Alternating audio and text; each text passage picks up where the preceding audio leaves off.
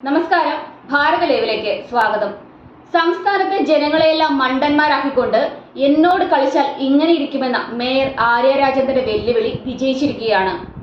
മേയറുടെ നടപടി മാതൃകാപരമാണെന്നും KSRTC driver യദുവിനെ പിരിച്ചുവിടണമെന്നും പ്രമേയം പാസാക്കിയിരിക്കുകയാണ് തിരുവനന്തപുരം കോർപ്പറേഷൻ.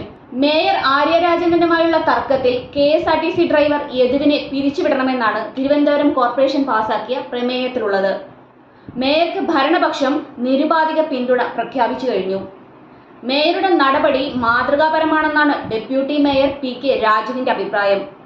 ബസിൽ നിന്ന് യാത്രക്കാർ ഇറക്കിവിട്ടത് അംഗീകരിക്കാനാവില്ല എന്ന് UDF കൗൺസിലർമാർ പറഞ്ഞെങ്കിലും ഇറക്കിവിട്ടതിന് തെളിവുണ്ടോ എന്നാണ് മേയർ തിരിച്ചു ചോദിച്ചത്. ഭരണപക്ഷവുമായി വാക്കേറ്റം നടന്നതിനെ തുടർന്ന് UDF കൗൺസിലർമാർ കൗൺസിൽ യോഗം ബഹിഷ്കരിച്ചു. BJP കൗൺസിലർമാർ നടുത്തളത്തിൽ മുദ്രാവാക്യമുയർത്തി.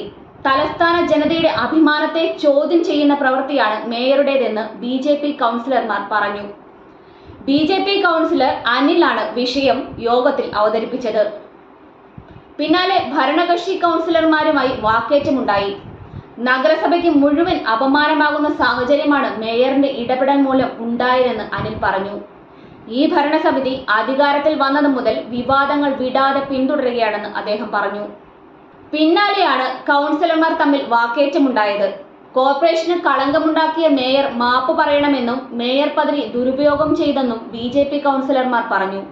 BJP കൗൺസിലർമാർ കൗൺസിലിന്റെ ഹാളിലെ നടുത്തളത്തിലിറങ്ങി മുദ്രാവാക്യം വിളിച്ച് പ്രതിഷേധിച്ചതിന് പിന്നാലെ വോക്കൌട്ട് നടത്തി. ശരിയായ വസ്തുത എന്ത് എന്ന് അന്വേഷിച്ച് BJP കൗൺസിലർമാർ എന്തുകൊണ്ട് ഒരു ഫോൺ കോൾ പോലും ചെയ്തില്ല എന്ന് മേയർ ആര്യ രാജേന്ദ്രൻ ചോദിച്ചു. സ്ത്രീത്വത്തെ അപമാനിക്കുന്ന വിഷയമാണ് ഉണ്ടായതെന്ന് ഭരണപക്ഷ കൗൺസിലർമാർ DR അനിൽ പറഞ്ഞു. KSRTC കണ്ടക്ടറുമായുള്ള തർക്കം നിയമപരമായി നേരിടുമെന്ന് മേയർ ആര്യ രാജേന്ദ്രൻ പറഞ്ഞിരുന്നു. നിയമപരമായ വിഷയമായതുകൊണ്ട് കൂടുതലായി കടക്കാൻ ആഗ്രഹിക്കുന്നില്ല. ഏതു സ്ഥാനത്തിരിക്കുന്നവരാണെങ്കിലും ജനപ്രതിനിധികളും മനുഷ്യരാണ് എന്നും മേയർ പറഞ്ഞു. ഭാവിയിൽ ഒരു സ്ത്രീക്കും ഇതുണ്ടാകാതിരിക്കാനാണ് പ്രതികരണം. തന്റെ കുടുംബം പ്രതികരിച്ചത് ഈ നാട്ടിൽ ഒരു തെറ്റായ പ്രവണത വരാതിരിക്കാനാണ്. എന്നാൽ പ്രചരിപ്പിച്ചത് തെറ്റായ വാർത്തകൾ. സൈബർ അറ്റാക്ക് നടക്കുന്നു. ഒരു മാധ്യമങ്ങളും റിപ്പോർട്ട് ചെയ്തിട്ടില്ല. ചില മാധ്യമങ്ങൾ ബോധപൂർവം തെറ്റിദ്ധാരണ പരത്തുന്നു എന്നും മേയർ പറയുകയുണ്ടായി.